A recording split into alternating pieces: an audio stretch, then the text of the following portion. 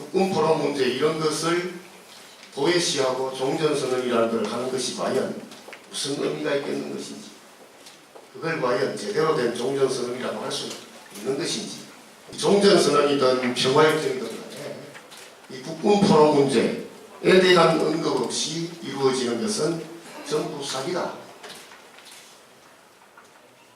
그런 생각이 듭니다.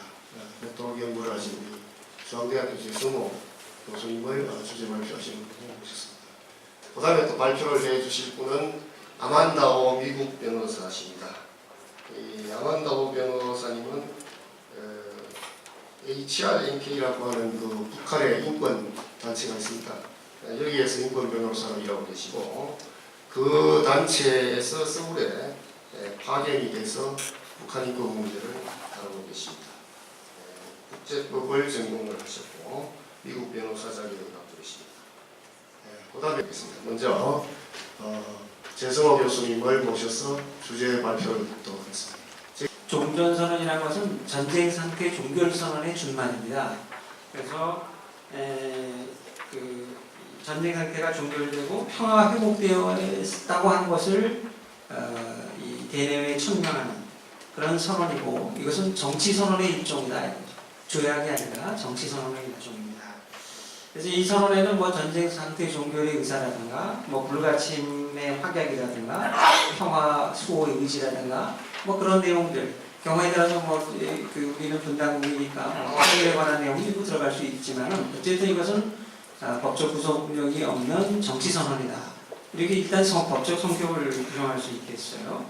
이에 반해서 이제 평화협정은 전쟁 상태를 종료하고 평화 회복의 선언뿐만 아니라 이제 항구적인 평화 체제를 뒷받침하는 여러 가지 메커니즘 같은 거, 그리고 이 전쟁을 해서 발생했던 여러 가지 이 문제들 있잖아요. 그거를 청산하는 내용이 들어갈 겁니다. 예를 들면 무슨 전쟁 책임이라든가, 뭐 배상 문제라든가, 또 이 국군 포로라 문제라든가, 또는 난민이라든가 이런 게 발생하면 귀환 문제도 생기고, 그래서 이 2차 세계전 이후의 평화협정에는 인권에 관한 사항, 난민 문제라든가 이런 내용들도 들어가요.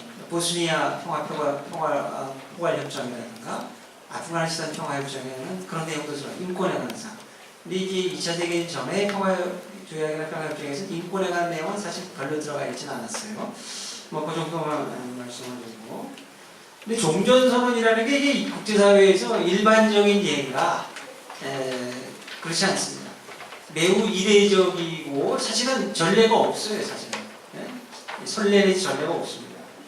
자, 몇 가지 예를 들면은 1914년부터 18년까지 1차 세계전이 일어났죠. 18년에 이제 휴전이 이루어집니다. 그리고 1년도 채 되지 않는 기간, 1년여 간의 그 휴전 기간 동안에서 평화 체제로의 전환을 준비하고, 그 다음에 1919년에 베르사유 조약의 평화조약이 체결되죠. 거기에 무슨 종전선언이 이런 거 없었습니다.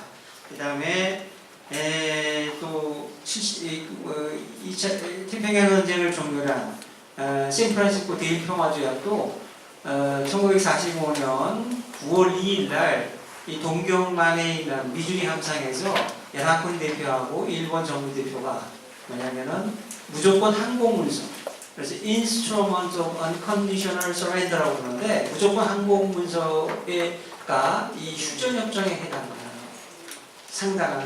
것이었어요. 그로부터 한 6년 동안의 휴전 기간이 있었고, 이제 메가더 연합군 최고사령관이 그 수장이었던 소위 연합군 최고사령 스카프라고 하는 것이 동경에서 점령 통치, 군정을 실시하죠. 그리고 샌프란시스코 대일 평화조약이죠. 거기도 휴전협정, 평화조약. 1973년에 그 월남, 여기 제가 몇 가지 사례가 더 있지만 월남 평화협정, 베트남 평화협정, 파리 평화협정 다 똑같은 건데, 여기는 짐이 있습니다.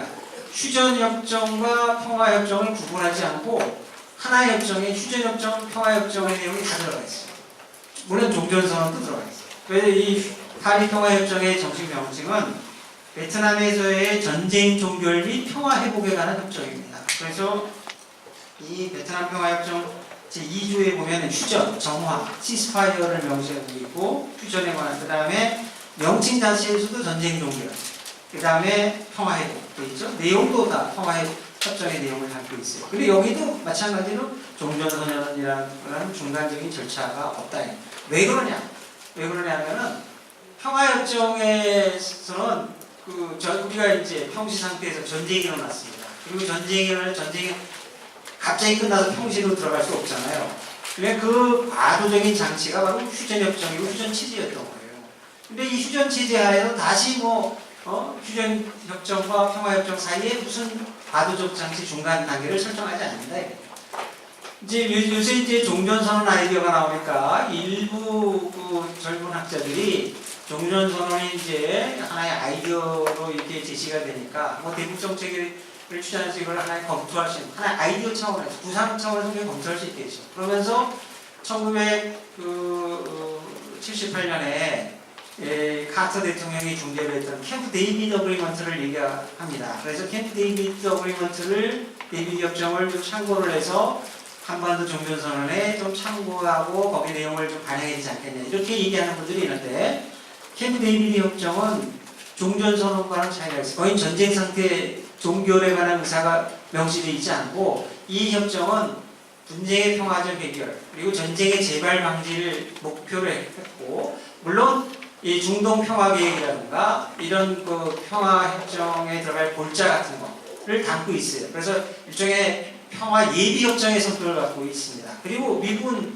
또 전쟁의 캠프 데이비드의 경우에는 중동에 있어서 분쟁에 있어서 이집트 이스라엘 간에 전쟁이 4차례 있었는데 1948년부터 56년, 67년 6.1 전쟁에 대한 73년까지 4차례 전쟁이 있었는데 미국은 당사자가 아니었잖아요. 중재자면서 보증자로 참여했던 것이고 그래서 한반도 종전선언하고 차이가 있습니다. 그리고 여기 이집트 이스라엘 간에도 종전선언이라고 하는 그런 과정은 없었어. 캠프 데이비드도 종전선언과는 차이가 있다. 다만 이제 약간의 유사점이 있다면 이제 평화협정 체결 이전에 하나의 어떤 과도적인 또는 예비 평화협정을 맺어서 평화협정을 좀 촉진하고 자극하는 효과를 누렸지만은 그렇다고 해서 이게 종전선언은 아니다. 그래서 다시 결론적으로 얘기하면 제가 말이 길어졌는데 종전선언이라고 하는 것은 이례적이고 그런 예가 없어요. 그럼 다시 말하면 평화협정의 당연한 대표가 종전선언이고 전쟁상태 종결과 평화회복을 같이 담는 게 평화협정의 일반적인 예고, 과거의 역사적 예고였다는 것이죠. 그리고 제가 또 하나 얘기하면은 이 종전선언이 굳이 필요하냐? 저는 필요성. 일반적이지도 않고 필요하냐 하는데 저의 입장, 물론 이 정부나 친강변학자들은 필요하다, 북한의 비핵화를 유도하기 위한 유리책으로서 의미가 있고 온갖 포장을 해서 긍정적 측면을 얘기하겠지만 저는 그렇게 보지 않아요. 왜냐하면 우리가 한반도 휴전 체제는요 2가지 측면이 있어요. 대한민국 현재 국내법적 휴전의 국내법적 효력을 살펴보면은 대한민국의 현재 헌법 질서나 모든 법령은 다 평시를 전제로 운영되고 있어요. 지금 우리나라는 전시입니까? 전시면요 전시 징발할 수 있어요. 정부가 마음대로. 그 다음에 군형법에서 전시 항명죄, 전시 군부 이탈하면 전부 극형이 사형이에요. 전부 평시로. 그리고 군형법 제2조에서는 휴전협정 체결 이후의 현재 상태를 아예 평시라고 못을 받고 있어요. 그리고 대한민국 모든 법질서는 헌법에 보면은 전시, 사변, 이에 준하는 중대한 교전 상태라는 말이 나오고 있는데 현재 우리는 전시에 살고 있지도 않고 사변도 아니고 그에 준하는 중대한 교전 상태도 아니라고 뭐 평시다 이거예요. 또 한미 간에는 어떠냐? 한미 간에도 사실은 우리가 대한민국 국내법적으로 한미 간에도요 우리가 지금 평시로 보고 있어요. 자, 1994년 12월에요. 우리가 평시 작전 통제권을 환수받았다. 94년 12월 달에 김영삼 정부 시절입니다.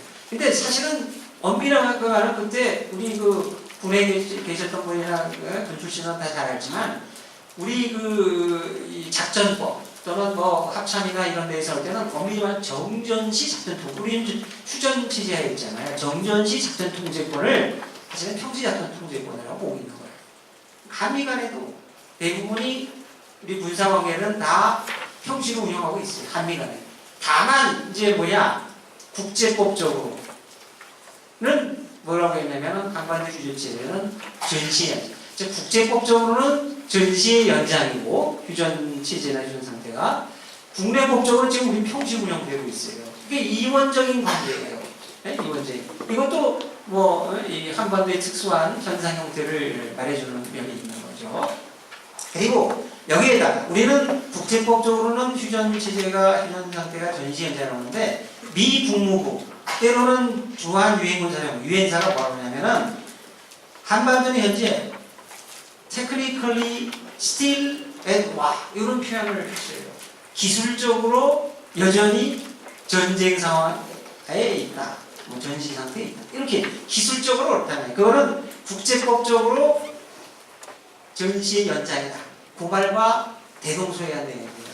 그런데 만약에 이제 이런 상황에서 우리가 종전선언을 하면 우리 국내법적으로 미치는 효과가 뭐가 있어요? 종전선언을 했다고 우리가 지금 평시 상태가 전시가 평시가 되고 있는 겁니까? 우리 다 평시단 말이에요. 그런데 이게 이제 뭐냐면 안보 문제라든가 한반도의 안보 구조에 엄청난 변화를 가져온다 이거죠.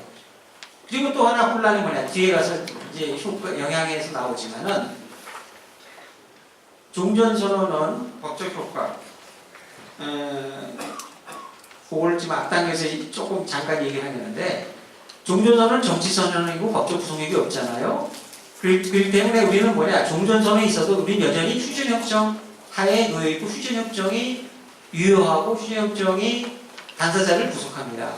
그거는 왜 그러냐? 휴전협정이라는 특별법 휴전협정이라고 하는 특별법이 그 내용을 담고 있어요. 그럼 휴전협정 제62항에 보면 뭐라고 있냐면은 이 협정은 말이죠.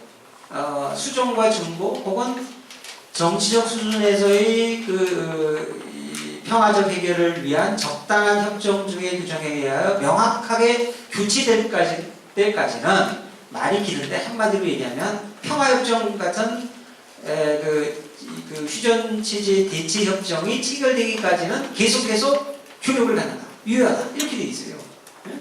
그러니까 평화협정이라는 조약, 법적으로는 조약이 체결되면 그에 의해서 휴전협정은 효력을 상실하고 대체되는데 그렇지 않은 상태에서는 종전선언이 있더라도 영향이 없다는 거예요. 이거는 이제 법리적으로, 국제법적으로